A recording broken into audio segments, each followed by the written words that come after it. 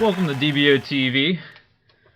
Got a pretty short show for you this week, but my good friend Byf from Inside Destiny and Guardian Radio will be on to talk about the Bungie meetup in London, and then we're going to go through the Bungie Weekly Update real quick, and then hit up some community news. So let's kick this off, shall we?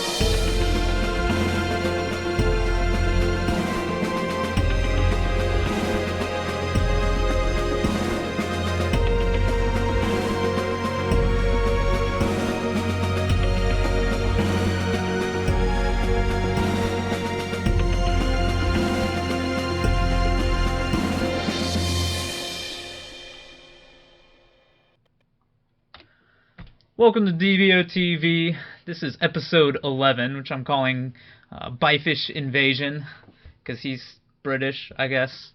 Don't question it. But anyway, my name, as always, is NCSU Duncan, and my guest this week is a man I like to call Byf. So let's give him a call on Skype. Hopefully this works. I was getting some weird network issues earlier.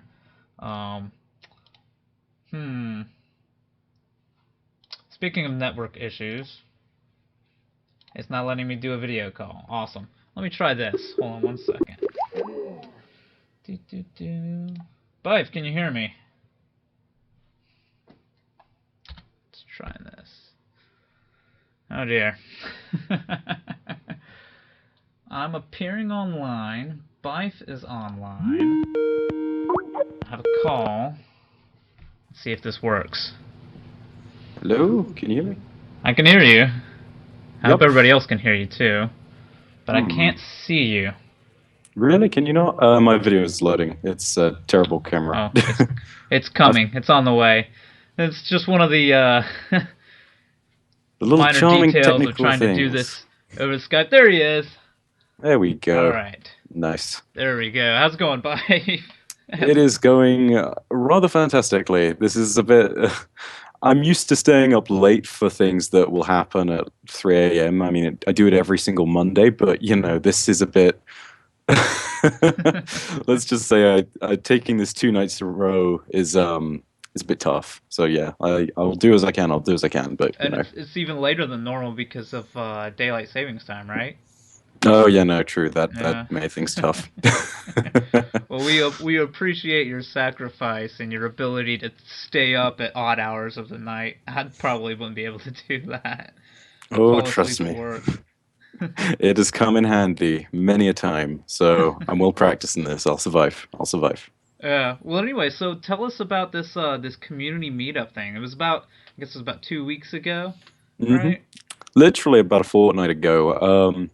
Well, I suppose I should start with 3 weeks back now, really. 3 weeks ago or so, Deej posted an initial tweet about being in London, Paris, and Milan for all sorts of things. Mainly it was Paris and Milan game weeks, but he said that he might stop over in London on the way, and one of the guys from Activision, Henry Clay, picked this up and said, "No, this is an awesome idea. Why didn't we think of this before?"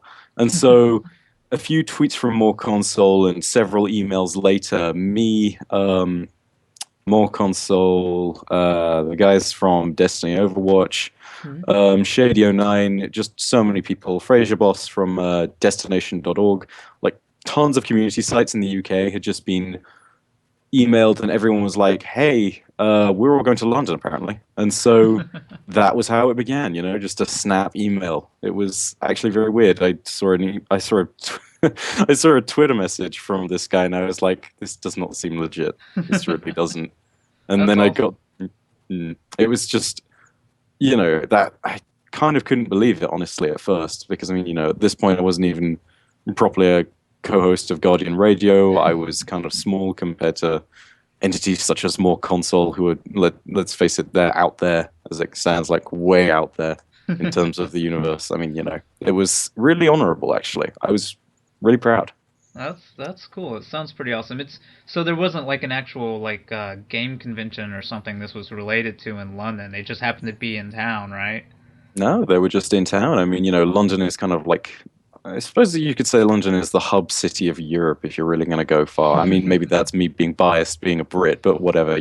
But hey, The for air travel, yeah, yeah, sure. Heathrow Airport, guys, That's cool. damn So, straight. so if I recall, you got to watch like a sort of promotional video kind of thing. hmm The way that happened is essentially an hour or so after we met Deej and Urk, who were both there. We had a few beers by this point, and then they sort of pulled us all into a conference room, and Deej said, you guys, as the Activision people call it, you are the kind of top 12 influencers in the UK, and so, we understand that we can't show you anything new, or at least with regards to a new vidoc that would eventually be shown to everyone.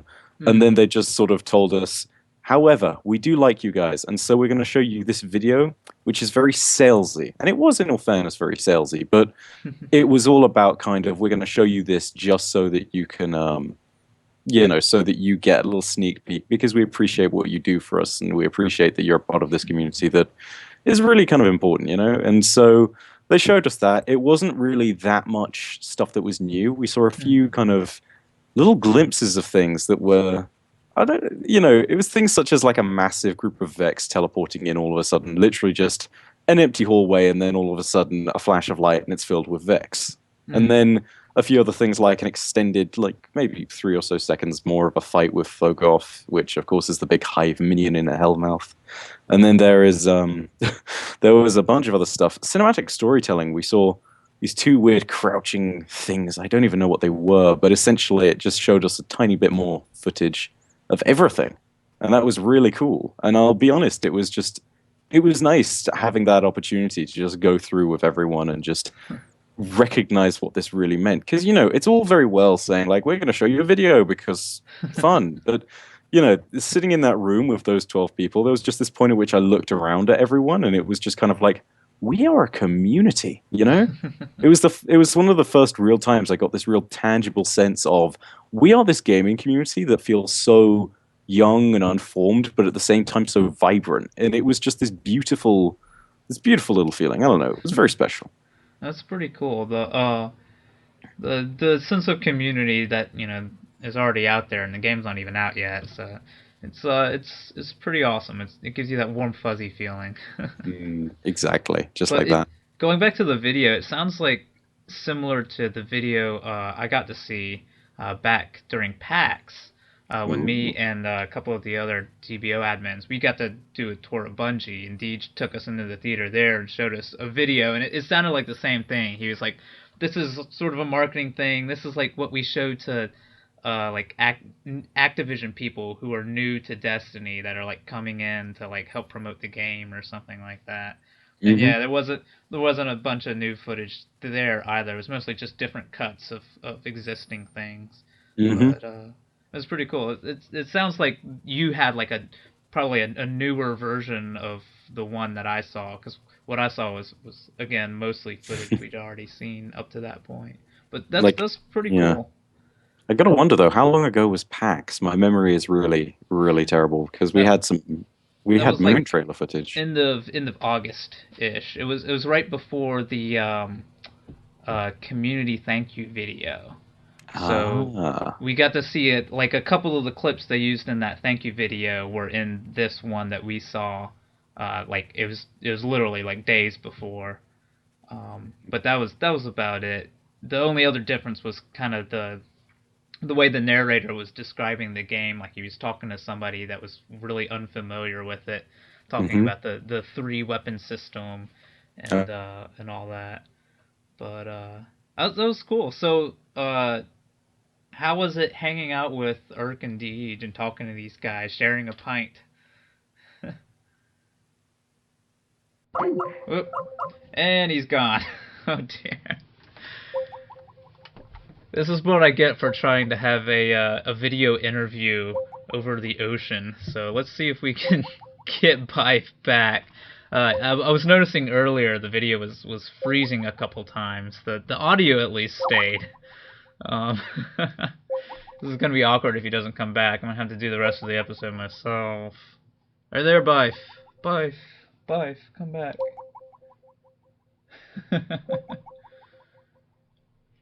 Alright, well, while that's gone, instead of making you guys all wait, if Byf comes back, which I hope he will, we'll pick up where we left off with that conversation, but instead of just waiting, I'll just dive into the mail sack for this week. Wait. Yep, Wait. I'm back. Oh, there he is. Never mind. Oh gosh. Okay, 2 seconds. I'm going to try and reestablish the video. There we go. It's sort of coming back there. There we go. There we go. Alright, we're back. They must be turning off your internet after dark. Oh yeah, no, it's not like again. It's I think it's just the case that I'm the only one using this, and it is actually I think supposed to go down at peak hours, but they won't if someone is researching an essay for like, it's got a due deadline of 10 a.m. tomorrow or something, and it needs to be student problems, right? Yeah. But yeah, as you were saying, I do agree with you what you were saying. The narrator for it was actually fantastic. The video that got shown because it was just sort of the way they presented it, whilst, it was most certainly something you'd show to someone who'd never seen it before. It was just the way in which he did it. It's just kind of like on the frontier, you'll be facing enemies like the Fallen. And then, of course, the typical Fallen roar that you heard at E3. I mean, it's just things like that which were so fantastic. Yeah, that promo video was sort of like the most comprehensive summary of Destiny in video form from Bungie, at least. So that was kind of cool. But anyway, so what was it like hanging out with like all the community guys and especially Deej and Urk, just talking with them? I imagine you probably have some stories out of that, right? Yeah, I have a few stories. Now, how many can you actually share? Because we don't want to get anybody in trouble here. This is something I'm going to say it right now. I had some fascinating conversations with Urk. I'm not sure how many of them I can share, so I'm going to keep as many things on the down low as I can. And I'm no spoiler details here, As Deej would always say, some of the fun of it is discovering the stuff for yourself and doing it in your own time, So Yeah. I'm not going to spoil too many details, but I guess we start with people, right? Urk and Deej, they are a comedy pair. They really are. It's like Laurel and Hardy, but a little bit better and add Destiny stuff and Bungie, of course. And so that was fantastic. Throughout the evenings, it would be sort of things like in the lift. Deej, this is the lift down from the consultancy agency where we had the drinks initially to start, was just in case, this lift is packed, by the way. Deej at some point just swoons and falls on Urk and is just in this kind of, oh goodness, my gracious lover kind of thing. Urk then, of course, fake slaps Deej back in the face. And this kind of thing just went on all evening. It was fantastic. I mean, the two of them are an absolute comedy pair, but other Destiny community members that I met, like, wow, so many. There was obviously more console. Alan is so fun. He is just, and you look at him in his videos and you expect he probably puts that on. He doesn't put it on. He's like that in real life, which is the most amazing thing to see. Pretty energetic, effusive guy. Oh yeah, absolutely. It's just, you look at him when he does it, and it's just kind of like, how do you do that? You're just like you are just a bundle of joy. I don't know how else to describe Alan other than a bundle of joy. It's fantastic. He probably drinks a lot of coffee. Well, he drinks a lot. No other point needs to be made there. Then again, I guess that's kind of us generally. Other people of note, definitely Fraser Boss from not DBO. So many different organizations beginning with a D. Destination.Org. He's awesome guy from all the way up in Scotland, lives in Lockerbie, is just so fantastic. Just kind of like a fun guy to talk about. Awesome in terms of what he does for the community. His site, it's a really good blog. Go ahead and take a look at it because genuinely the stuff they post on there is fantastic. They recently had an interview with Deej.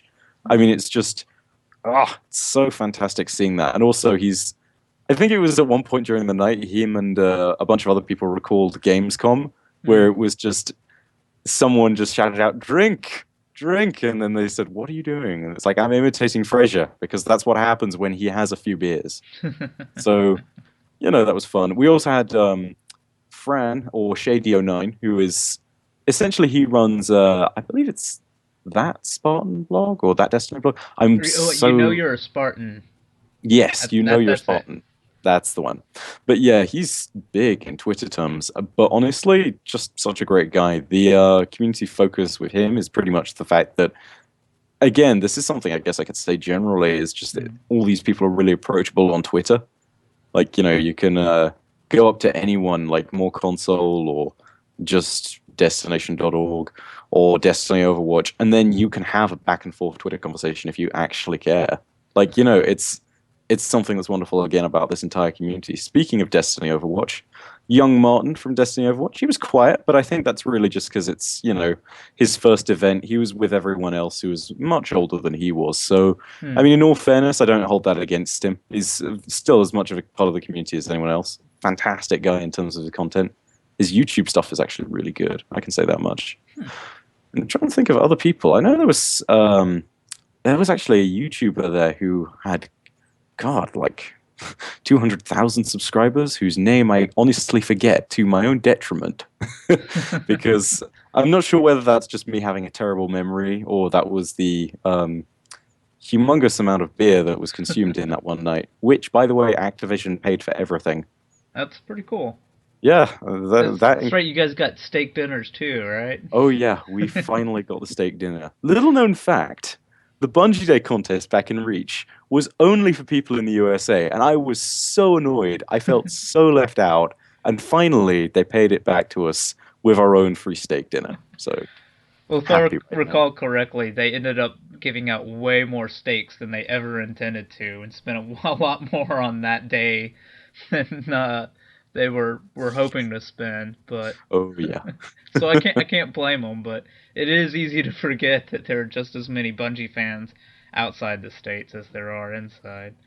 Oh yeah, no, it was very much the case. And actually, that was a conversation I was having with Urk as well. Was the fact that with all of their games previously, and particularly given the fact that with Halo they were always tied to Xbox, was Hmm. the fact that this franchise they're trying to make it much more international, and that's part of the reason why, of course, Bungie.net has been switching to a multi-language site instead of just English. It's why the Bungie.net app and all these other things are starting to learn these other languages, but also why they're doing all these events in Europe, like Gamescom, like Milan Games Week, like Paris Games Week. I mean, all of these different things are because they're trying to not only incorporate, obviously, the PS4, which is a title that covers a lot, a lot more than not more countries than the Xbox One will. Let's put it that way, because of course it's a very US oriented console, the Xbox, but it's just this attempt to make Destiny a game that you truly can go anywhere and recognize. And I actually love that because it's an attempt by a game developer to go outside of their comfort zone. And you know what? It is risky doing that because you have no idea how a new market is going to perceive this from a business standpoint. So I genuinely give them props to it. Speaking of which, Urk, conversations with Urk, he is one of the most intelligent people I have met outside of university, and that's including people in my family. And so much respect. I mean, it's just you speak to him about any topic, and it feels as though he is knowledgeable beyond his years. You feel as though you're not talking to a grizzled ancient of, God, I'm not sure how old Urk is. I suppose maybe in his He's 30s or. ageless with the ginger Mm, beard. You know. he is. He is. He's like Gandalf. He's like he's like Gandalf but ginger. It's seriously though, he's very knowledgeable and incredibly intelligent, and it was a blast talking to him. I actually sat next to him at dinner, which was that was really just fantastic. That was Great pretty cool. opportunity. I do have a question. Did Deej ever do any voices? Because he is a man with many voices. Oh yes, he did. I think there was one point at which he whips out an e-cigarette very briefly, blows a puff of smoke into his beer glass, and then allows it to all bubble up to the top, puts the glass in front of his face just like this, and then goes in a perfect British accent. It was it was uncannily perfect. It was beautiful. I mean, that was a bit surreal. I won't lie. I thought I'd had too many beers at that point. No. That's funny. Hmm. But it sounds like a pretty good time. Oh Uh, yeah, it was a fantastic time. I'll always remember that. And on top of that, I think there was I don't know. There was talk about it, but maybe there's going to be an anniversary thing with that happens, or maybe it's just going to be like something will happen around the Destiny launch as well. I mean, we'll see. Yeah, But yeah. I mean, Activision UK could be doing something, Mm, or of course, there's always eventually Destiny 2, or if there's DLC to promote, hmm could scatter the Bungie guys across the.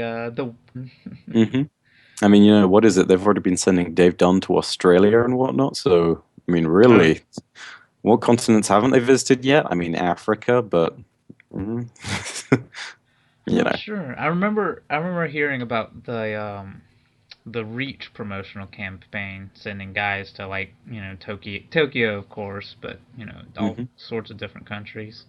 Yeah. Um, so yeah, you never know. Mm, But so anyway, moving on to the Bungie Weekly Update. Sort of Deej started that off talking about his European travels. mhm. And hold on, let's see if I can pull this up.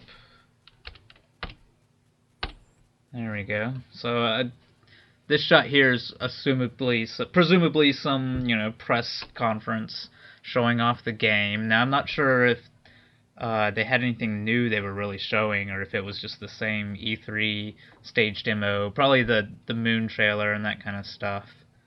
Law Um, of the Jungle is up there as well, I think. yeah, yeah. But anyway, so we've also got this shot of the fallen captain statue, and I'm pretty sure this is in Italy.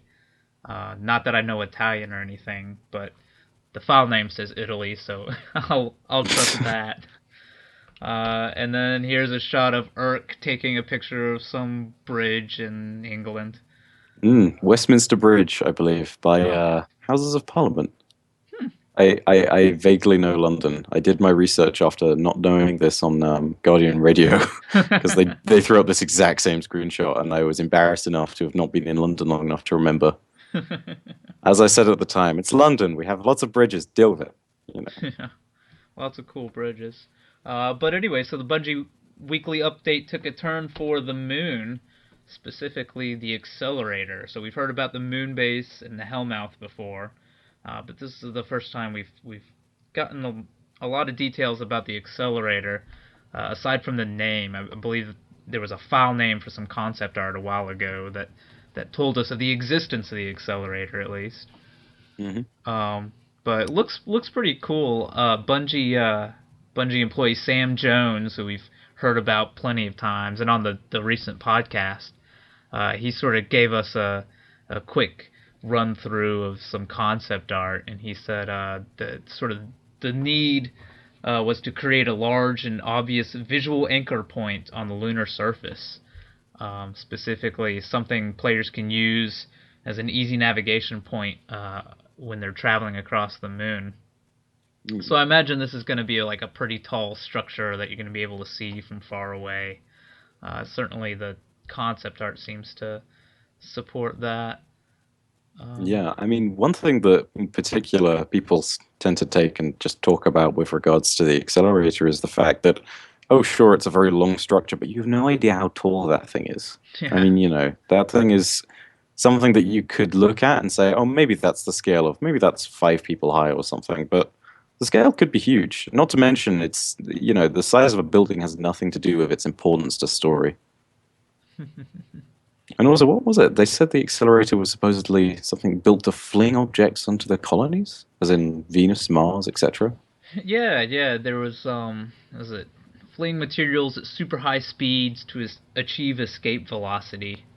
Um, and I thought it was interesting that they were talking about using it to deliver payloads to the outer reaches of the solar system.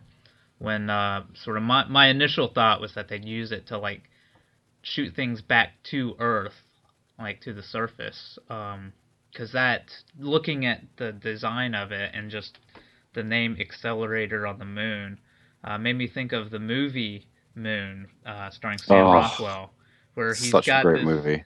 he's got this similar sort of launcher device that he uses to send the helium. I think it was helium-3 Oh yeah, back to helium-3 Earth. cells. That's what this reminded me the most of. Mm. So I thought it was True. interesting that here it's going to be sending things to everywhere but Earth. Planets further out. It's an interesting concept to play with, but again, it's like you've got to remember that in other fictional universes of the future, there's always this emphasis on resource strains. I mean, things like Dead Space 3 and Halo and all sorts of other things where it just says we needed to expand for the sake of sustaining Earth. In Mm. Destiny, you have the Traveler, which of course supposedly worked all its Golden Age magic and whatnot.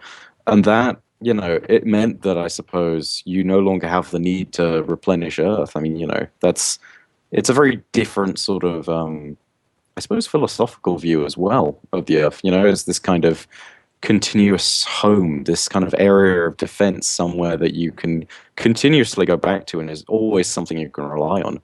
And it's interesting, it's nice, but I can totally see why you'd say that as well, because yeah, it's always something, this idea of we taking things from other places and bring them back home, right? Hmm. I did think one interesting thing that I believe it was Kermit on the DBO forums pointed out was that we've seen this shot of the accelerator before, and it's got some of the signage on it. It's a Chinese symbol, and if you go Hmm. back to the Moon trailer, uh, well, the Bungie podcast talking about the Moon trailer, they refer to that dead astronaut as a As a taikonaut, taikonaut, which which is is a a Chinese Chinese astronaut. astronaut. And so that makes me think that maybe this accelerator is a product of China. Um, being a red-blooded American, I like to think that every structure on the moon is always built by the good old USA. But it's God, what was it, that little jab that Deej made at one point on the Bungie podcast? something about Now, the how hard was it going to the moon, having seen the moon, designed the moon, when you come from a country where you never had the courage to go there in the first place? Did you look at pictures? Oh no, I had a little jab with him about that back at the UK. A joking one, of course. It was. Yeah, that's funny. Of Mhm. course, when you talk about space and China and stuff like that, I inevitably start thinking about Firefly. And of course, we know the Bungie guys are huge fans of Firefly. If you just look at ODST, Mhm. um, Yeah. so maybe that was the influence. I don't know, but Uh, Maybe it's just kind of a. Just don't get me wrong when I say this. I'm someone who studies politics, and it's like But maybe this is an attempt to look at something realistically now, which is this idea that internationally, we're having a convergence, and there are now it's starting to look like there's more than one superpower. So maybe it's the case that China and the US are in equal footing in the future, or maybe just more people speak Chinese or something. Or maybe it's a company logo. Who knows? It's whatever. that is a good point that you bring up, though. It's talking about the backstory of Destiny. And what they've said so far is humanity had this golden age, and then we got struck down, pushed back, and that sort of sets up where Destiny picks up. But I wonder how far back they have story, like, or history written out. Does it trace all the way back to present day 2013, or are they just sort of picking up somewhere in the distant future? Mm, Um, so it's a yeah, very so yeah, question. maybe they do have a plan or some sort of fictional history between now and that golden age that Hmm. would explain why the accelerator was built by China. I don't know. That's interesting. Mm. It's pretty I cool. mean, I mean, either it's that or it's just the case. I mean, everything is made in China now. That's true. Maybe it's maybe it's an international effort, and they just Mm. happened to put Chinese symbols on it. It's kind of like it's like a little footnote with everything. Just this is the effort of the human race, and then little footnotes on it. Europe took no credit here. USA took all the credit. Made in China, but no one cares. I don't Or it's like a tattoo. They don't even know what it means. know. Oh, it's Well, true. so anyway, so I do like these two shots we've got here showing the difference between the accelerator as it looks in Grognak and Mm, then an actual in-engine shot with the proper lighting and the skybox and mm. all the No, atmospheric effects in there. no So pretty it's pretty neat lights. seeing the difference between the two. Um, Yeah, absolutely. I mean, the I think again, it's just really nice the way they've done the moon architecture and just the art style generally, because it's not conflicting, and I think it's one of the only places that I've ever seen an orange color scheme getting used by choice, but it's not killing it, because it's like, you contrast something very nicely with the sort of gray surroundings of it. I think it's really nice. Yeah. But anyway, so beyond the accelerator, the weekly update sort of wrapped up with 2 mailsack questions. First we had I want to say Kasha11, that Kosher said, love. what happens to the unlucky guardians who don't survive and die? And Deej says, if they're lucky, they brought along some fellow guardians as allies in their fire team to help revive them. He finishes that with the Law of the Jungle quote: "The strength of the wolf is the pack, after all." So that it seems kind of like a sidestep, because I imagine that the person asking the question wanted to know, like how do you respawn? How does that work? How does reviving players work? It's a very good question. I think it's just I feel like with this, it's not necessarily going to be the same as it would have been in a traditional Halo, given the fact that it is just they have such an emphasis on a living world and just something that is persistent and online. And whilst those are things you always relate with MMOs, of course it's not.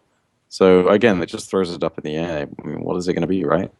If only Deej would tell us more. This is what I kept on telling him, And then, of course, the second question comes from King in the North. I assume this is Rob Stark.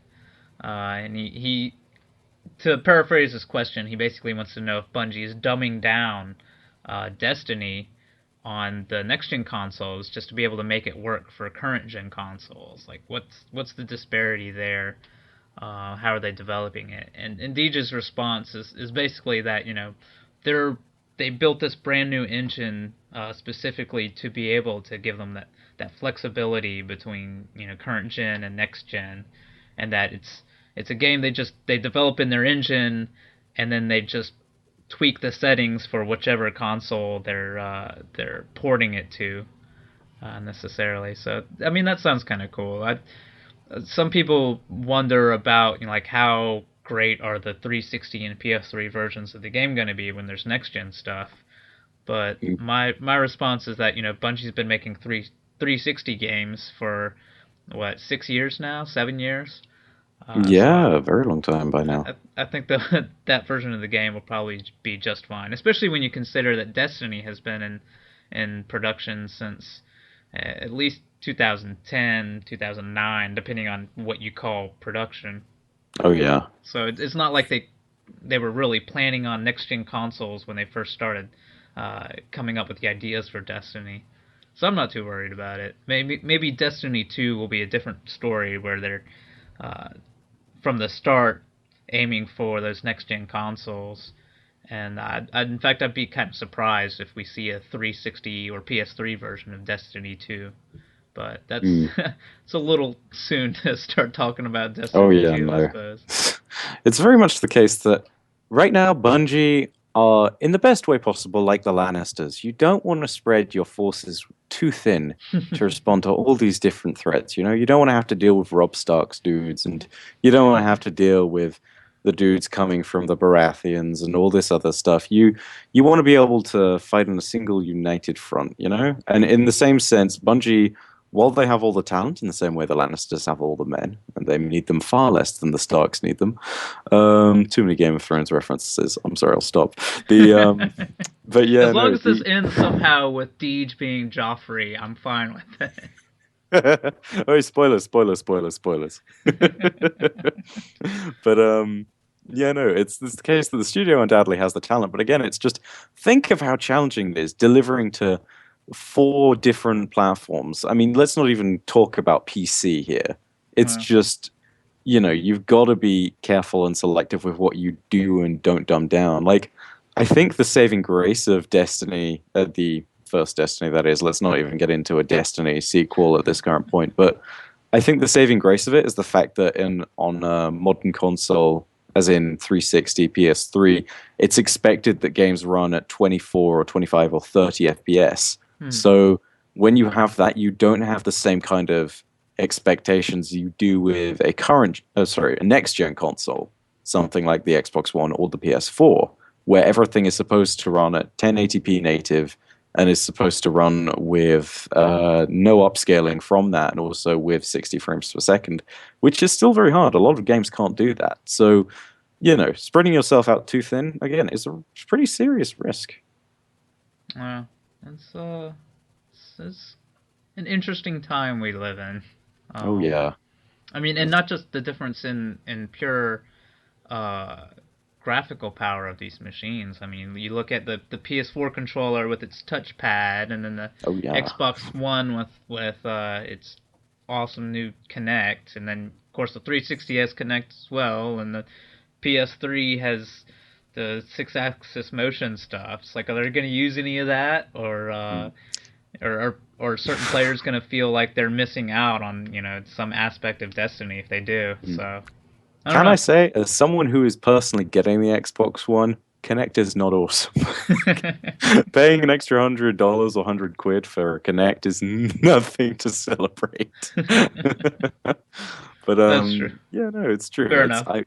I do wonder sometimes about the little things they'll add in, like how will they utilize those for all the different machines. I really hope they don't use Kinect though. Kinect makes everything better. No, worse. Oh god, this is what happens when I'm up too late. I've tricked you. I start supporting You heard it Microsoft. here. Byf endorses the Kinect and recommends that you buy the Xbox One and enjoy it. Oh my god, don't do this to me, Duncan. In all seriousness, whatever platform you choose, I think honestly, it's whatever. They're both going to be good platforms. They're both going to be great machines. Xbox One has supposedly, in my opinion at least, has a better lineup for the initial games coming out. PS4 is still a better system in terms of hardware, though. So I mean, it's take it either way. Take it as you will. Yeah, it's you said earlier, next gen, current gen, sort of mixing those up. It's Jez pointed out in the Twitch chat, pretty soon it's going to be current gen and previous gen, at least in my book. We've only got a couple weeks left. I don't know about you. I'm going to be waiting until something a little bit later until I can save up. But yeah, no, that is a good point. God. Weird point at which we start calling next gen the Xbox 2 or whatever it's going to be. I don't know. Oh, weird moments. Oh, man. So, eventually. But let's move on to some more news. That pretty much covers the Bungie Weekly Update. But here I wanted to point out this picture. These are all 14 of the Destiny trading cards. These have been given out at various gaming events, mostly the European ones, as far as I know of. And I'm not sure if 14 is the full count, but the tweet this came from made it sound like it was. It was from Keith Cox, who's one of the Activision PR guys. He tweeted this out. And if you haven't entered the codes yet, you can go to Bungie.net's code redemption page and cash in these 14 codes that I've got here. Obviously, you can't copy and paste it straight from dboTV. So if you head over to the DBO forums, we've got a sticky thread at the top from Sekhmet, who has collected all 14 of these codes and has the link to the redemption page. Who knows what they'll unlock? I don't know. Something good. Probably some sweet cosmetic items or I don't know. Epic loot. One thing that is interesting to point out actually is the fact that there's a card there of Mars, which is talking about a location called the Valley of the Kings. It's really cool actually, because again this goes back to a bunch of ancient Egyptian / ancient culture references, which is something I'm into. It's kind of a throwback to the ideas that there's ancient Egypt in so much of what they're mentioning. I mean, look at Osiris, for example, is just a huge throw out as the faction name, for example. It's cool. They're keeping with their fiction very nicely. Oh, yeah. It has been nice getting the little tidbits of information on from the back of these cards, even if we've had to translate it from in half a dozen different languages. Oh yeah, like Italian or French or Uh, German or ah. but well, anyway, I guess now's probably a good time to do the tip of the hat for this week, and I'm gonna revisit a I don't want to say winner, recipient of a hat tip from a previous week, and by recipient I mean that in the group sense, talking about the people that donated to the Extra Life campaign from the Destiny Hmm. community. That ended on Sunday, I believe, Yeah, and yeah. I think the final total as of when I made this PowerPoint about an hour ago was $2,206, which is pretty awesome. Mm, absolutely Uh, phenomenal. Huge. Just ugh. yeah, I haven't even seen that much money in my life, let alone thought that as a community we were going to raise that much for charity. So that's awesome. yeah, that was cool. I mean, for just being sort of a quick, sort of easy charity to give to, that's a lot of money just from our small Destiny community so Mm, far. Hopefully next year we'll be able to do something similar and mm, raise even more money now that once the game's out, the Destiny community has grown. So mm. anyway, so I just wanted to give a quick tip of the tip of the hat to everybody that participated in that, both in terms of organizing things. I know a lot of guys did Twitch streams on Oh yeah. Saturday. Uh, It was busy. I think the some people that really need to be mentioned. First of all, Datto does Destiny because I think he did something like 12 hours worth of the 25-hour live stream. I mean, this guy's a super soldier. He is. that's great. That's a lot He of bandwidth too. Oh yeah, no, that's a lot. Like he's a champion. There's no question. Without Datto, the stream times would have really fallen apart. Speaking of organizing the stream, though, you should probably definitely give a tip of the hat to the guys over at both Guardian Radio and Destiny Dispatch because Yeah, those were they the big both put a lot of guys. work into this. Yeah, it So was I'll tip of the hat for you Mark guys as Turcotte's well. idea, and Jackie and Chance and all the other guys over at the Dispatch helped organize it and make this stuff happen, and did all the kind of connections with the community, kind of getting people involved. I mean, they're such a fantastic group to work with. You know, And suppose I should probably also thank Bjorn, uh, one of our DBO guys, who gave away this law or Back from the Wild, I believe this one is called. A print he got The at the Bungie concept art gallery, and the lucky winner was Leku, who I mm, believe was tweeting out the link to the charity page. So congrats to Leku, and thanks lucky Bjorn man. for doing this awesome thing and buying this art print and giving it out for a good cause. Mm. Um, And those things are expensive too, right? I'm not sure. Not cheap, I'm sure, but Well, I guess for the minute amount of money that I get, it's expensive. But and then also student hat tip incomes. to Mark Turcott for sort of spearheading this from the start, having the idea at the very beginning. Definitely. So anyway, that pretty much covers everything I want to talk about this week, unless you've got anything, Byf.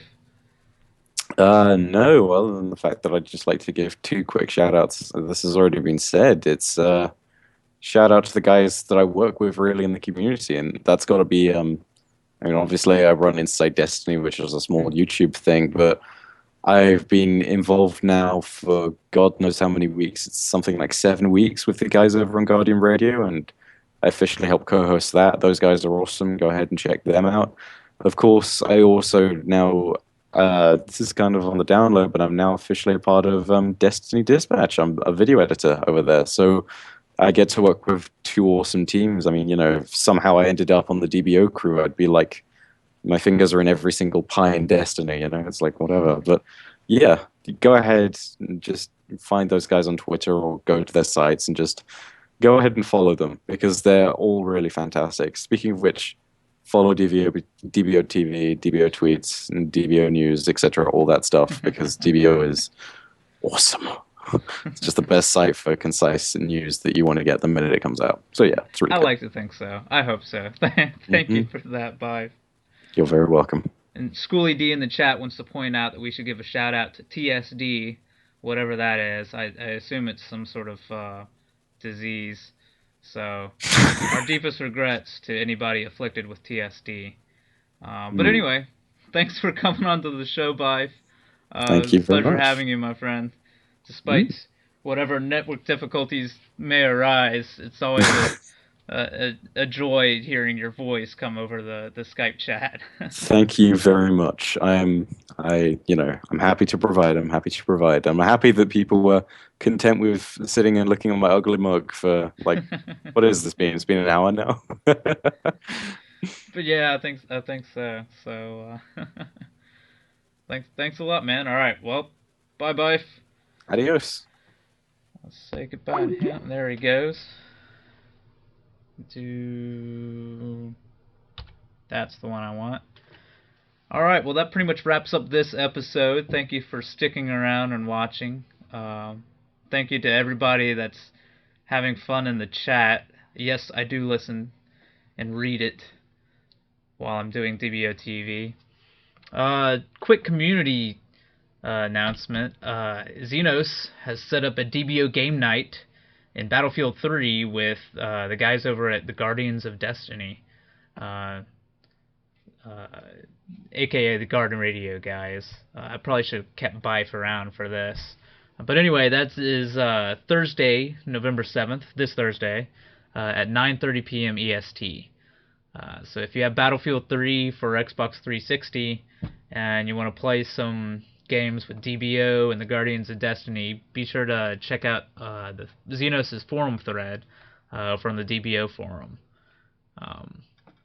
Other than that, as always, I'd love your feedback on the DBO forum. I'd love if you'd subscribe to our YouTube and Twitch channels. We've got a dboTV page, if you ever want to watch an old episode for some strange reason. We've got a Facebook page and Twitter accounts. Enough with the shameless self-promotion. Let's wrap up this episode, shall we? Go credits.